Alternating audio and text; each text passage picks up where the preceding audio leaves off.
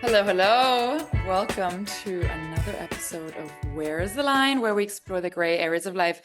I'm Sabrina Verhoef, and I'm joined by my co-host, Jane Liu. We are riding solo today, Jane and I. So for those of you that recall episode 13, season 2, we had the wonderful Shaliza on, and she talked about career enmeshment and how the experience of a job loss and really how to separate yourself, your career from your identity. And from feedback that we got from many of you, this topic really resonated with a lot of you. So today we're going to get a little bit more personal because then I got laid off in hmm December. And it's also something that Jane has experienced. So it's layoffs are not a glamorous thing, right? But we both agree that it's just not talked about enough. And so today we really hope to normalize this by sharing our own personal stories with you. I do want to mention though that besides job loss, this episode I think can be or is aimed to really cover more like about loss in general, like loss of purpose or whether you're feeling lost in life or a loss of a relationship. So while we do center around the job loss, we hope that it will help many of you that are going through some sort of loss. And hmm so yeah, while this episode was inspired specifically by my layoff in last December, again, Jane and I have both experienced this, and today we'll be covering the impact of this loss on like mental health and relationships, identity. So we hope this is going to be helpful. But yeah, let's start with you, Jane. Take us back to since we both experienced a layoff, right? Like hmm what was the situation like? Were you surprised? Like take us back to that moment. Yeah. I mean, you're totally right. This is one of those things that is like not glamorous to share. And I feel like a lot of people are nervous or embarrassed to share. And I genuinely do hope that with us being vulnerable and kind of sharing our stories, we hope that more people can, one, feel more comfortable with situations like this if it were to ever happen to you, but also, you know, feel comfortable sharing and then helping others along the way. But yeah, to your question, so I was laid off in 2019. So this is a couple years ago, but I just to kind of roll back a little bit, after college, I've always worked in consulting and I knew that this wasn't necessarily like a forever job to me. So I do recognize now looking back that that company at that time was also probably going through a lot and maybe I just joined not knowing a lot of the background and context and complexity that was happening. Um, when I interviewed, I was very clear on what I was looking for, which is I do not want to travel. I want to be local to Chicago. I was very, very clear. I was promised a lot of things during that interview. So I was Mhm. promised zero to very, very little travel. And I ended up signing on with that company. And granted, like the pay was good, like it all made sense at the time. Mhm. And when I joined, literally the second day, they booked a flight for me so, Wow. to travel for work. And maybe that should have been a red flag, honestly. But at that point, it's like you signed on, you're starting. What are you gonna do? Right. So I traveled. Then I got assigned on work or projects where I would literally travel every single week or almost every single week. And frankly, I was just like not in a good place, I think both physically and mentally with that type of schedule. And I would fly home later that week, and that would happen a lot. And the actual layoff moment, honestly, shouldn't have been a surprise, but it was a surprise. I literally showed up to work. I got called into an office and I was laid off, like verbally, right Wow. there. And I was escorted out. And that's it. I left everything. I left my computer. They packed everything else for me, everything that was at my desk, and then they sent it to me. That is how I was escorted out of this freaking company. And yeah, there was like severance, and we'll talk a little bit more about that as well. But like there were multiple instances where I actually saw that prior with other people, and I should have known, right? Like I think at that time I was Mm. kind of living in this like fog of maybe I don't want to accept that that is my reality. Maybe I knew in the back of my mind that this could happen to me. But when that happened, I remember at 9 a.m. I got called into this meeting. And I cried in this meeting. It was the first time that's ever happened to me. I was crying. I also just bought a house at that time, the house that I live in now. I Oh. just bought that house. I did not know if financially I was able to continue owning this home. I didn't know what was going to happen. Um, and it was just like traumatizing thinking about it. And I mean, this is such a good topic to talk about because I think I was lost for like 4 months after that. It took me so long. And even when I got my job at LinkedIn, LinkedIn was the following job that I had. Mm. Even at when I got my job at LinkedIn, it took me a very long time to go through the whole imposter syndrome, right? Because in the back of my mind, I still Mhm. felt really just defeated and like a failure and that I'm not going to fit in this new place because of the experience I had before. How is my manager like? Like I've been so blessed to have had great managers so far, but Mhm. like, those things continue to be on my mind. But yeah, we'll talk about all of that. But this is like the first time that I'm like I've publicly shared the detail of the experience, but that's a little Yeah, bit about wow. I my mean, thank you for experience. even opening up here because you told me this, some of it in like private, but yeah, Yeah, I just want to acknowledge that that's a lot. And how I'm like angry for you. This company sounds very toxic, to use a word for that, but it wow, the is. way that they just treat employees or employees about to be laid off, like that's very shitty. It's awful. I mean, we'll talk more about it, but Yeah. Sabrina, I know Wow. yours is obviously a lot more like recent. So this was the end of last year. Tell us Yeah. about your situation just so we all have context. Yeah, well, definitely less toxic than this. But yeah, to summarize, so I mean, some of you know that I joined an industry that is very prone to high risk, right? So I joined the autonomous vehicle industry, so self-driving cars, which was very exciting to me at the time. And I still believe autonomous is the future, and I still will root for my former employer always. Um, but yeah, so I had been there a year and a half. We were really solid. We just got just that August, like last August, we got a massive permit, which was a big milestone for a company, to allow us to drive in California and charge for people in California. So it wasn't just like this very constricted area in San Francisco, but it was in many different locations in California. So, and as you may imagine, the autonomous industry is very highly regulated, and we have to work with a lot of different governors, state-wise and federal-wise. So that moment I will never forget. It was in August, and we were all celebrating. The company was on an all-time high. We were coming up with our expansion plan for the next 10 cities. I was Mhm. doing market intelligence for all of these markets that we're going to go after. So we were on an all-time high, and in October last year, 2023, we had a big offsite, people offsites. Our CHRO, she was new, and she invited everyone. It was the first time that our company got together for people org. So about 200 people came together in San Francisco. We ideated, we strategized, we planned for the years ahead. And I just felt so good and so optimistic about our future. I took a cruise ride, and I'm gonna say the company because you guys can figure this out. But anyways, it was very invigorating. It really and energizing, all the emotions.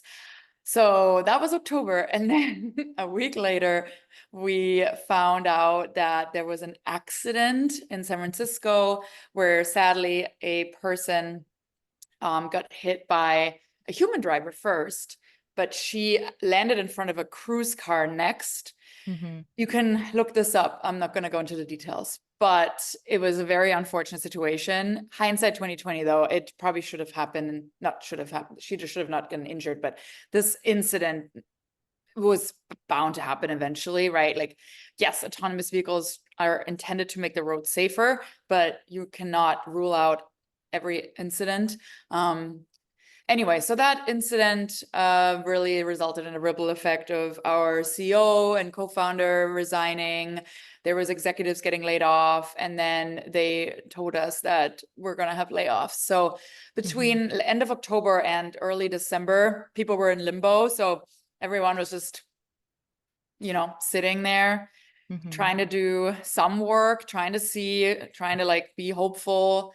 And honestly, I did not think, and we'll get into this, but I did not think I was going to get let off. I thought, oh, my contributions are so valuable. That I had some fears, but just talking to my managers and some of my like directors, I don't know, I thought it's going to be fine. But yeah, long story short, they had a mass reduce in force. So 25% of our company got let go. And it was also my first layoff, but very much a shock, even though we had like a month to sort of potentially prepare. But as humans, I don't know about you, but I was in denial. I was like, I'm going to focus on the projects that will help crews regardless in the future, regardless of my own fate. So I was heads down, still working on a lot of different programs based on no matter what's going to happen here, this is going to be important for the company. So I try to come at it from that angle, but definitely the layoff itself was a shock. Remind me again when that accident happened, because you guys are a part of a bigger company, and was there like, I remember in the news, and I don't know if this is real or not, but there was like some access was revoked where like you guys couldn't operate in certain places, and I think that also led to like this reduction in force because you guys couldn't operate or expand in certain areas, right? Yeah, that's a great point. So we decided to just halt operations in like certain cities, but then we decided to just cancel it all around. So, and I think that was the maturity of the parent company. So that, I think, just them coming in more and advising us on what to do, and advising our leaders what to do, which unraveled in like many, many months following. Cruise is still not operating to this date. We're recording this in like mid-year. But anyways, they are set to resume operations at the end of 2023. So this whole thing took like a year, or is going to take a whole year to really start. And in this whole time now, they were rebuilding and regaining trust. So again, I root for them. But yeah, so this entire halt of operations took like a year. Yeah.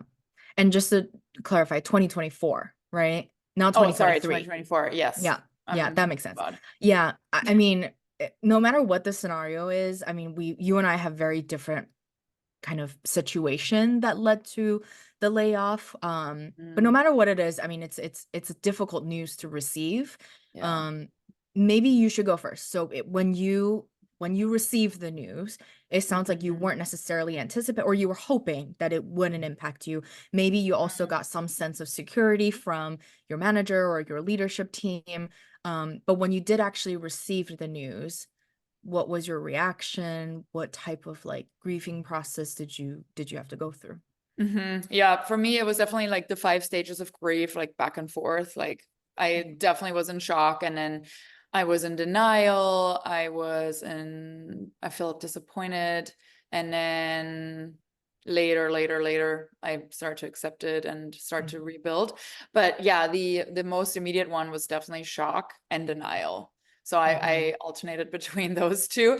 And then the most prominent feeling following that was just disappointment that I couldn't help crews in this very important mission, which is to reduce the 42,000 deaths that we see every year on US roads driven by human error. It is to like, their mission just really resonated with me. Like, I love the fact that they're emission free, and I love that they're really trying to give mobility to the underserved communities that can't afford a car, things like that. So it was very much disappointment, and then also just disappointment that I couldn't work with my amazing group of colleagues. It was just like ripped away, abundance of just amazing people there, and people Mm-hmm. that poured their heart into this job, and people that were collaborative, and just great teammates. So it was really Yeah. sad. Yeah. What about you? Did you go through those stages of grief in any order, or? Yes. I think I was probably in the shock, denial, and definitely disappointment in the first, like that first couple phases for a very long time. Like shock, obviously, right? Because I probably should have known, but I think I didn't have time to prepare. Part of that was definitely the being overpromised, something that wasn't necessarily actually given, but I think I was also probably overlooking red flag. Like maybe I was genuinely overlooking stuff because I was just excited to move into a completely different thing. Mm, Um, mm, mhm, mhm. so yeah, I don't know. Like I think I was in more of the denial and disappointment probably for the longest, and probably was like the strongest. But Yeah. for you, like did you feel like you had a loss of identity as well during this time? Or like I mentioned, I for me, it was a lot of self-pity. Like I went through a lot of that because I was so mad at myself and at the situation. But did Yeah. you have any of that experience? Yeah, immediately following the layoff for sure. And honestly, this is where Shaliza's episode really came in. I actually listened to it right the day after. I remember I went for a walk, and I called her afterwards and said, "Thank you, by the way." I just listened to your episode. So the question of identity is just such a big one in general, right? And as I'm just on my journey, self-growth, etc., it always comes up in various ways, and like the role of your ego, right? Mhm, And how the ego is like the first one to make us feel like really small, because mhm, it also, I think, what when I talked earlier about I just didn't think I was going to get laid off, that was also my ego speaking, right? Because my ego said, no, they're not going to lay off someone like you. You're so special. You're so smart. You're so great. Like, you've gotten such amazing feedback. You've always been an overperformer. Like, why would they lay off mhm, someone like you? So they make you feel like this, like, such a special person, but then mhm. also the ego is the first one to make you feel really, really small. And so to go from that high to that low is really devastating, and sort of really puts you into a dark hole of, why me though? I thought it was so Mhm. special. Like, why, right? So, and then I actually thought immediately about, what is my family gonna think, and what is Yep. my network gonna think, right? Which is so stupid, but yes, that's of course where my head went. And so just the idea of having to put out there on LinkedIn, hey, even though you can frame it as, and I know it's not my fault, but in the moment of, you can frame it as it was a mass reduction and Right. things like that, it just felt a little bit just not humiliating, but yeah, a little bit humiliating. I think I was putting myself down and thought, wow, what are my former colleagues gonna think from LinkedIn, even, or from my other Yeah. companies? Like, yeah, a lot of that was going on, just like the Yeah. stigma of getting laid off. But this is why I think this episode I hope resonates with people, or I hope when people listen back to it, when they do experience something like this, they know they can come to me or to you, because Yeah. at that time I literally knew zero people that I could talk to. Not having a community to support me during this time, but then also your own inner critic is going to be the harshest. And so But yeah, Jen, why do you think like the stigma still like exists so much around job loss, and like how can we challenge that? yeah, I think I do think it is changing. Like, I think now, because it is so common to see folks like reaching out to people on LinkedIn and sharing with their network, I'm hoping that it's changing. But I Hmm. think there's there's maybe two, like, I don't know. From my experience, I feel like one big reason is none of us are prepared, like in life or in school, to lose a job. Right? Hmm. Like you go to college, all you learn is resume building, which is for applying for a job, networking, which is getting a job, right? Like how do you Yeah. interview? These are all things of how to get a job. Hmm. Nobody ever teaches us and normalize that it's totally okay and normal to lose a job. Mm. We don't we Preach. don't actually think it's normal. That's why there's such a negative view. Hmm. And then I think that on top of that, I think what adds to the negative like stigma and the whole negativity around it is this generation now, I think, is very different. I think when we think about our parents' generation, like many of them literally work at the same company for like their entire life until retirement. Yeah, like we can't fully account for why, right? But just the fact that our parents' generations haven't gotten laid off, Hmm. and just like this, I think there's just this general societal expectation around success, what success means. And there's like this linear definition of success. Like if Hmm. you're being constantly promoted and working your way up in this career path, you're Hmm. successful. And if that is disrupted, you're a failure. It's, I think that, so, and I Yes. love what you said around like people, we should put this into curriculums as well. Like, for like, I know in my MBA, I had like a career session once a week on how to find a job, but they should bake something into that around how to lose, what happens when you lose a job. Like that should be Yeah. at least mentioned, or having like maybe a third of that curriculum. So yeah, just this like very linear definition of success I Yeah. want to challenge too. Yeah, it isn't that interesting? Like when you think about it, we literally never learn how to actually lose a job Yeah. and go through the mental health like struggles of that, right? Like of course it's challenging and very difficult, but so taking your ex employer as an example, um as you reflect, and especially now having gone like to the other side of this experience, what did you appreciate about like how this layoff was handled? Um, do you feel like there could have been things that maybe were handled a little bit better? And I think for me, I'm very curious. Do you feel like where our story is very different is mine was it just happened randomly in a Mhm. random day. Yeah. Yours, you had a whole leading up to it. Did you feel like maybe that was a good thing or a bad thing? Yeah, because I think we're gonna share some very different examples here of companies how to handle that, and so that's hopefully gonna be helpful for our listeners, depending where you're at. But I think it was helpful for my company to prepare what's going to happen and to support the people that get laid off in the most supportive way, I guess. So for me, I really want to give kudos here to my former Mhm. employer. I think if there is sort of a North Star on how to do it, again, I don't have full comparison to other companies, but the severance was incredible. Mhm. So I think it starts there, right? Like in terms of money, there's so many people that have just bought a house. Like, I Mm. mean, you were one Yeah. example, right? But like for my former colleagues, a lot of them were in very different financial situations than I was. Like I was very flexible, I was just renting. And so, but the severance was very generous. Mhm. Health insurance, right? That goes hand in hand with that. So the number of months for health insurance, and then even beyond that, you could get like a discounted Cobra sort of Mhm. arrangement. So those were tables, I think table stakes, but I now heard from other people that what I got in severance is not the norm. So anyway, I just want to really kudos to that company.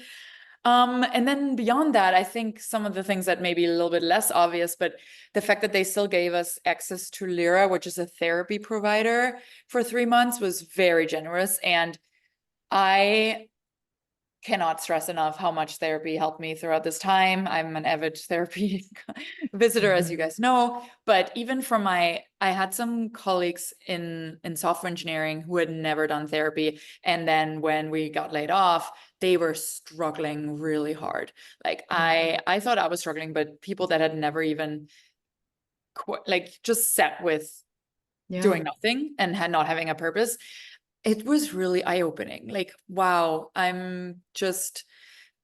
really felt for them. So anyways, we got Dura and therapy. Then we got some like linked how to boost your LinkedIn profile and how to job search, how to network. So they offered those sessions, again, incredible. And then we had a Cruise alumni Slack channel. So Mm. it honestly was such a beacon of familiarity still, because I'm used to going on Slack every day, like just checking in with my teammate, what's going on. That's Yeah. like my main medium to stay in touch. And having a separate and just being cut off from the company Slack was Wow, okay. Yeah. That's Shocking. crazy, shocking. And so the fact that we still had an alumni Slack, someone opened that amazing idea. So we were able to support each other, send each other job recommendations. Oh, this company's hiring. Just like also basic questions on how to tap into the health insurance, how to request XYZ. During this time, like after it happened and you were in between jobs, Uh-huh. how did you go about staying hopeful? Or, right? Because obviously it's like kind of this like difficult time and like lull for a lot of people. A lot of people probably Mhm. experience a lot of self-doubt and can I get another job? Do I have the right skills? All that. Um, Yeah. how did you like maintain hope? Yeah, I think this is my favorite, my favorite part to talk about, the silver lining, right, in all of this. Mm-hmm. I actually, interestingly enough, this this layoff really reminded me of the dating life too, Mm-hmm. in that dumping slash layoff, it's some sort of rejection, right? Mm-hmm. But again, like I think rejection is honestly just like redirection. And I know this is easier said than done, but now coming out on the other side and looking back, I honestly can't thank the layoff enough because it Mm-hmm. got me to where I am here. Mm-hmm. And if our listeners are being honest with themselves, right, like a breakup or a dumping is really sad and really like it's maybe traumatizing sometimes in a moment, but then when Mm-hmm. you come out of it and you look back a year later, you're like, wow, I'm so glad we broke up because now I'm in this maybe more beautiful relationship, etc. So Mm-hmm. I think it in the moment it may feel really personal, but it really has nothing to do with you, whether it's the dating or the breakup or the layoff.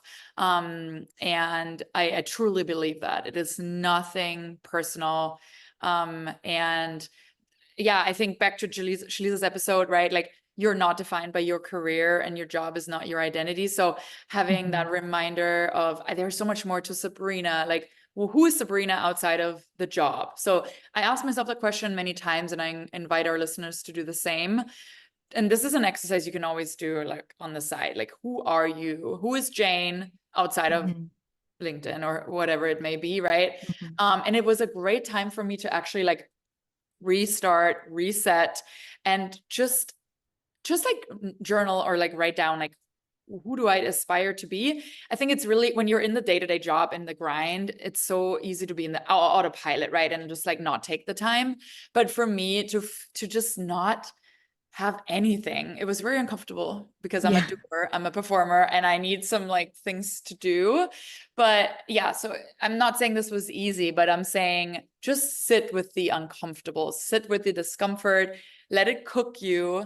I also like I listen to a lot of Esther Perel. She's an incredible relationship therapist, but I love the concept she talks about applied there. Like she's like saying, like the actively engaging with the unknown, that is like the crux of just like sitting with it, actively Mm-hmm. engaging with the unknown. And sometimes that can really lead to the most beautiful change and transformation. You can uncover maybe there's a new career path for you, maybe there's new skills you want to learn. And I understand that not everyone can take the luxury of having the time, but all of us can take some time out of just, all right, let's jump into the job search or let's just do all of these things. Like, let's just also take some time per day to just Mm-hmm. do nothing, just be with your thoughts and maybe allow yourself to go somewhere where you don't really go if you're just in this like autopilot. Yeah. I think that's such like a mature way to look at it. I'm sure it's difficult to do it at that time, right? Like when you're going through it, it's hard to want to slow down because all you want to do is stay distracted or to like go take action and get that next job. But I think Mhm. it almost creates a sense of like just like it's not very mindful. Like you might just be applying for jobs for the sake of applying for a job because you need to have a job for that identity. So I think you're 100% right. Like as I'm getting older, I obviously I don't hope for this to happen to me, but I do think like that was the one thing that I don't think I did a really good job when I was laid off. Like part of it is this shock and denial, but like I also to your point, I'm also very much a I need to stay busy. I need to stay distracted so that I don't face this reality, right? Yeah. So like during that time, I Oh my gosh, I like helped two of my friends like figure out their finances with their small businesses. Oh, Like they because wow. they're very good at what they do, like they're for whatever their small businesses are, but they're not like business people. And like if Mm, you're the owner of a small business, you need to get your finances in order. And both friends happen to be in like kind of similar situations where they just needed some help and mm, couldn't hire, a specialist. And so I was like, yeah, I'm gonna get your finances in order. I'm gonna build these Excels for you so that like I'm gonna take my skills and do something good for you, like for free. mm, And mm. I stayed busy that way. I know a lot of people will also like volunteer and do things that they actually like want to do, but maybe don't have time to do. Yeah. Um, what I think I honestly I wish I had done more is I wish I traveled. I think part of it was fear of finances. Like I also got severance. Um, but me being an Enneagram 6, which we should really dedicate a whole thing on this. Oh, yeah. I have a lot of anxiety. Also being an immigrant, like we were never really financially stable. I'm very lucky to be very financially stable now, but I think in the back of my mind there's always this anxiety of like if I'm not working, how am I, feeding the family, doing all these things, right? There's all that pressure. And so I didn't really travel all that much. And I really should have because now I'm like in a stable job and I'm like, dang, I want to take 3 months off and travel the world, like I don't have to go to expensive places. Let me go to like affordable places and go live my life there. And, Yeah. you don't get to do that when you're an adult or if you're always in, a stable job. So that is my one big regret. And I should have done that a little bit more. But What role did your support network play in this yeah, time? I mean, it was like instrumental. I think I'm lucky to have had strong support, particularly from my family and my husband at the time we were dating, but we had moved in together. Mm. And so it was kind of odd to be starting our like living together relationship in a new home that I financially could not have afforded. So, Yeah. anyways, but yeah, they were like so important for me. I mean, Kyle being here in person, I think that was necessary. I really don't like being alone. I am afraid of being alone, and so having somebody here in person to support me literally day in day out was so important. Um, and then for me, like it really wasn't necessarily about finding a new job. Like I ultimately knew I had the right skills, so it wasn't that, but it was the emotional side of it of like feeling like a failure and needing the emotional support. And I think my parents like really, really helped me through that. They're like, if that house doesn't work, move home. Yeah, my like network really stepped it up for me. Everybody was referencing like job opportunities, sharing job opportunities, connecting me with hiring managers. And I have to give a huge shout out. I always say like I owe Kat my career at LinkedIn, Kat Morris, who's also one of our Oh, yeah, one of our podcast guests. But yeah, I reached out to a college friend who introduced me to her, and she was on the team that I wanted to be on. And then she introduced me to Christy, who turned out to be my manager. And it just like all worked out from there. awesome story. How about you?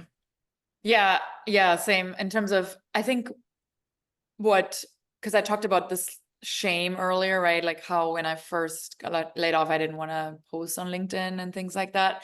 Yeah. But I think what we all need to just get more used to is just asking for help. Like ask for help, make the post, and reach out to your network. People are so willing to help. I was absolutely speechless, the amount of affirmations, the amount of Mhm. introductions, unprompted recommendations written for me on LinkedIn.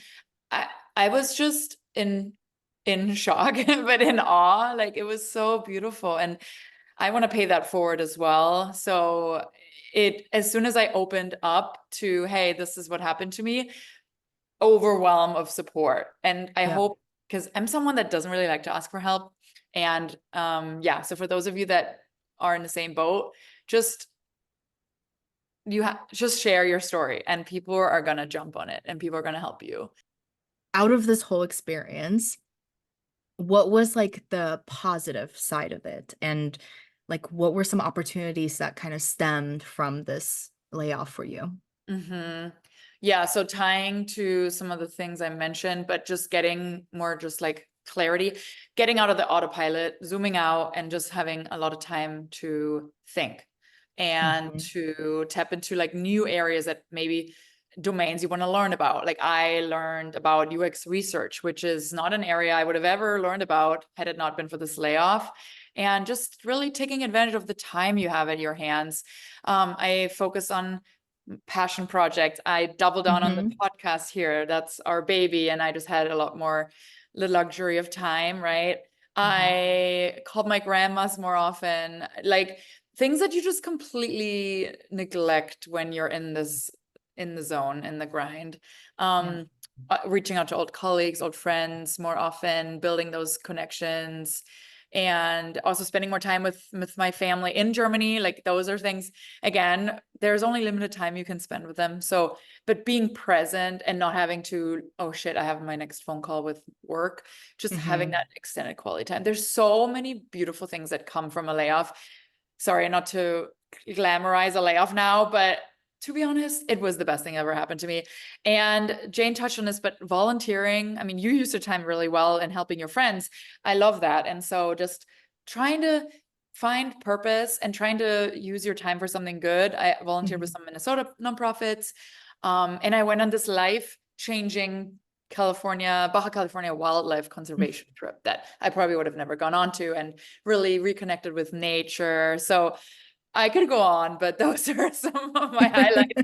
No, I think you did the right thing though, because that's honestly, I mean, it's easier said than done, right? We're like now on the other side. So of course we're like, yeah, go travel, go do all these things. Yeah. And maybe not everybody has the circumstances or finances, but I genuinely do think like this is time that you normally wouldn't have. Like this downtime, to your point, like a lot of times we're in the day-to-day grind of like doing the job and Mm, getting the kids ready, doing your right. routine that you're not volunteering, you're not learning, you're not doing a lot of things. And I know it sounds so cheesy, probably, especially for somebody who might be going through this right now. It's probably hard to be like, oh, to learn, like I can't even get out of bed because I'm like Mm, depressed. And so I know it can be really, really tough. But there's really like if you want to be very logical about it, if you have an entire career, you could get really old and not have had a 3-month sabbatical. Like, I just want to add, like, it's not like I didn't do anything, right? Like, so I was, yeah, make no mistake. I made a Word document with titled Sabrina Finding Her Dream Job. I made that document and I was very clear on, I want to set some smart, small goals, like I want to talk to 3 people per week, 3 new people. I Mhm, want to take XYZ LinkedIn learning courses, finish my resume. Like there was like smaller goals baked into that. So each week I had like goals, but mhm. around that, I allowed myself to tap into these new things. So So Sabrina, now that we are kind of on the other side of it and we can be logical about it, maybe a little bit emotional, maybe a little emotional, but yeah. um how has your like way of viewing career success changed since the layoff? Because earlier you mentioned like part of the stigma is this idea of like your career success is this linear, you need to grow, you need to be promoted, right? That's what people see as very positive. But then layoff obviously is a detractor in that experience. So what's your new perspective on that? Yeah. And so that's like something that has been accompanying me for my whole life, right? Like in order to be successful, you have to be promoted and or you have to have the best grades, or you have to be, right, like getting A's in school and things like that. But Mhm, layoffs and just some other additional self-work like really changed my definition of success. So I look at life as like a pie chart. So if you picture life in a pie chart and you have these different slices, there's one slice around career, there's one about health, whether that's mental or physical, and then there's one around relationships, mhm, friends, family, romantic relationships. And a pie chart, that's 100%, right? And it's a zero-sum game at the end of the day. If one pie slice shrinks, you can spend more attention to others.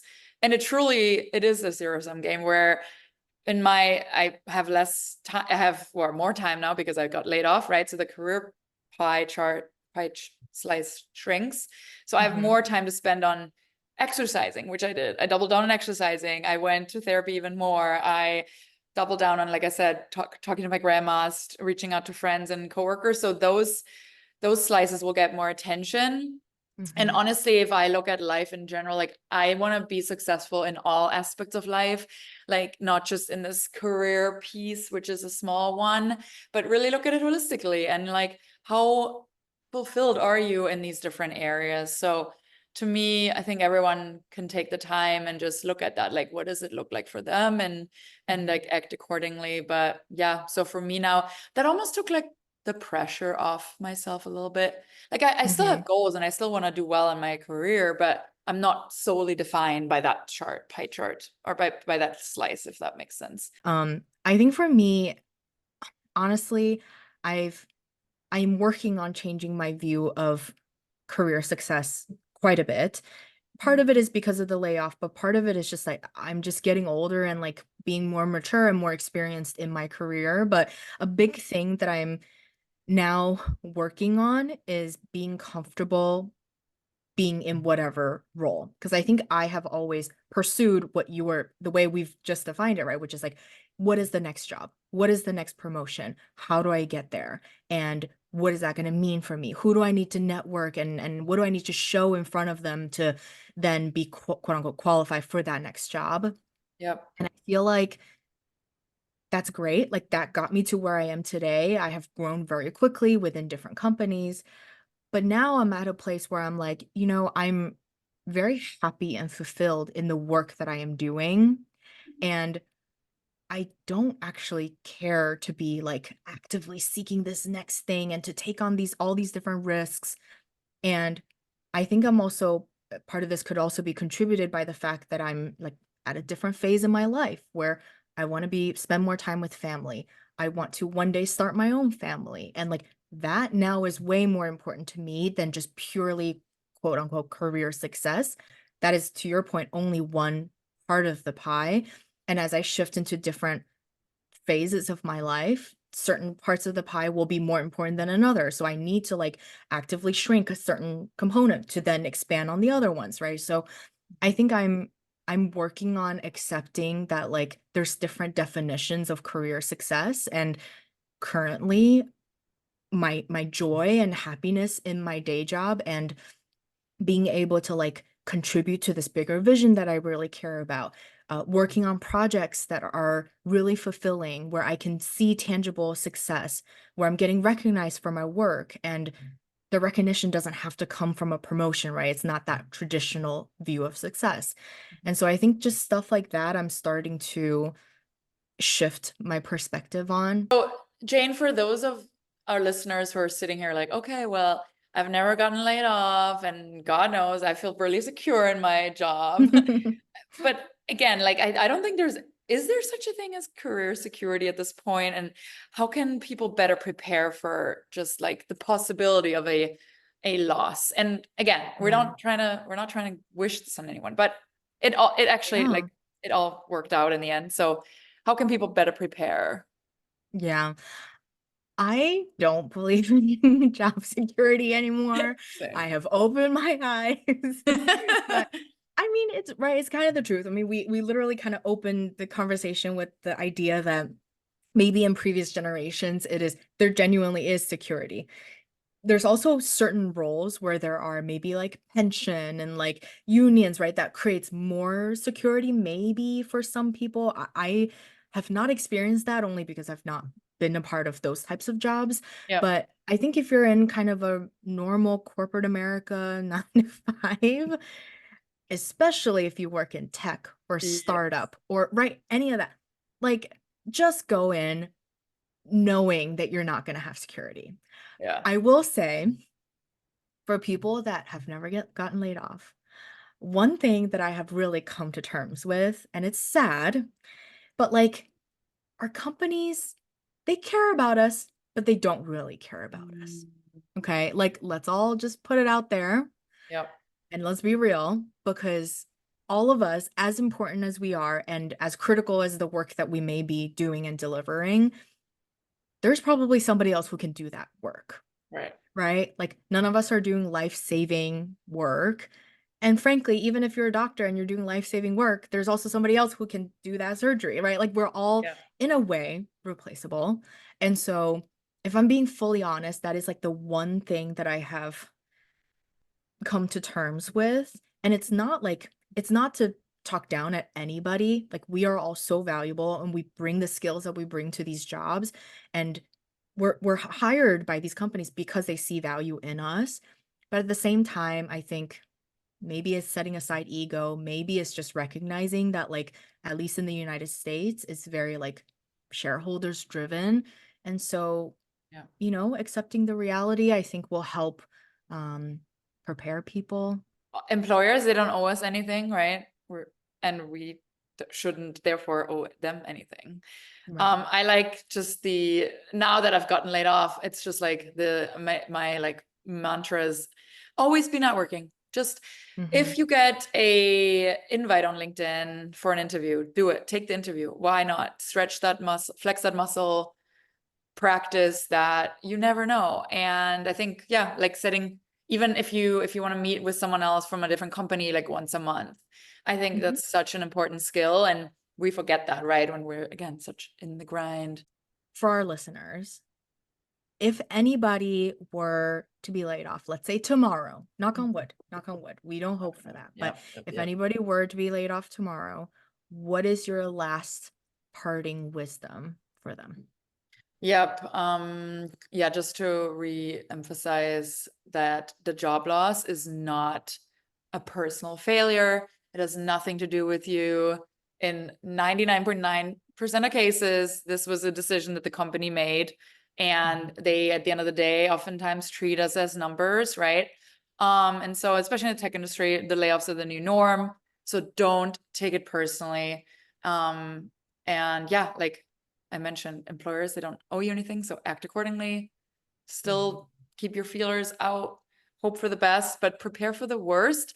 And this is not to sound cynical, this is just being like realistic. And Mm-hmm. yeah, but also take the time to mourn, take the time to grieve, Mm-hmm. and then take like small baby steps to, as we talked about in this entire podcast, like set smart goals, but also just sit with the unknown and just let it cook you. For me, listen, everybody moves forward. You will move forward as well. Time is gonna heal it. Like, it just sometimes, like, it's grief, right? It is grief at the end of the day. It's shocking you're going through this, different phases of grief. And so that's totally normal. Um, I know I was very depressed at the time, and that is totally normal for people. I do think, like, try your best to stay as positive as you can. Like, sometimes there is a silver lining, right? For you, it nudged you and pushed you into kind of this new phase being in San Francisco. Maybe you wouldn't have taken that leap if it didn't happen. And for me, I left a really toxic place. Maybe not on my own will, but it was honestly for the best. Like, literally, when I called my mom crying with my umbrella in the rain, my mom, the first thing she said was, I think this was a good thing. Like, you were not happy there Oh, anyways. So, like, I think people around you will support you. People around you see what's going on. I also want to, this is something I work on with my therapist, but she said, anchor on facts. So I definitely should have done a little bit more of that, but remind yourself, like, there's going to be a lot of emotions, right? Of like, oh, I'm not smart enough. I'm not a good fit. I don't have the skill. But, like, anchor yourself down on fact. What exactly are you bringing to the table? What type of skills do you have? What projects have you actually done? And, like, to Sabrina's point, work on your resume, like, have these small goals, but, like, work on it. And, like, as you're working on it, remind yourself of what you're bringing to the table. Cause I genuinely do think, like, employers or like interviewers, I think they can feel the negativity, or like if you're down on yourself, I think they can feel it. So, like, pretend if you have to, anchor on your fact, Yeah. build a strong resume, and then you'll move forward.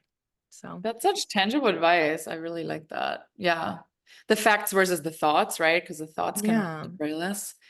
Because I Um, do think, like, I know for a fact I had interviews where I was like so down on myself. I was, mm, apologetic about what I'm bringing and not feeling very confident about my skill. Like, I now feel very confident because I'm in a healthy job and a good, like, supportive environment. But yeah, at the time, I know it's very, very hard to believe in yourself and to um, feel that positivity. but yeah, you and I are literally, if this is giving our listeners hope, like the exemplification of how we come out on the other side. Like you are in a Yeah. job now that you're just killing it.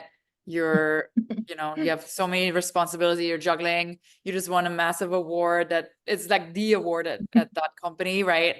To showcase, to just illustrate your contributions. And then for me, yeah, like moving to San Francisco, being at a company that Mhm. I enjoy, that I love, like I building what I love to do at a bigger scale.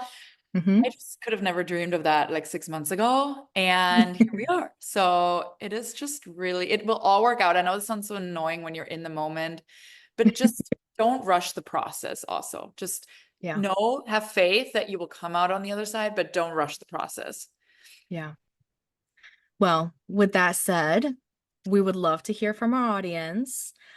I'm curious, how many people have actually been laid off and like when and what scenario? So like tell us your story. We actually want to hear your story. How did you go through? Well, tell us the actual layoff because we want to know the tea. But we also want to know like how did you get through the process? Like what was the silver lining for you? Maybe there isn't, and that's okay. We would love to hear from you and how you bounce back. So if you want to email us at whereisthelinepod@gmail.com. And as always, remember to subscribe wherever you're listening. We are on Apple, Spotify, and now YouTube. Thank you all so much for listening, and we'll see you in the next episode. Thank you. Bye.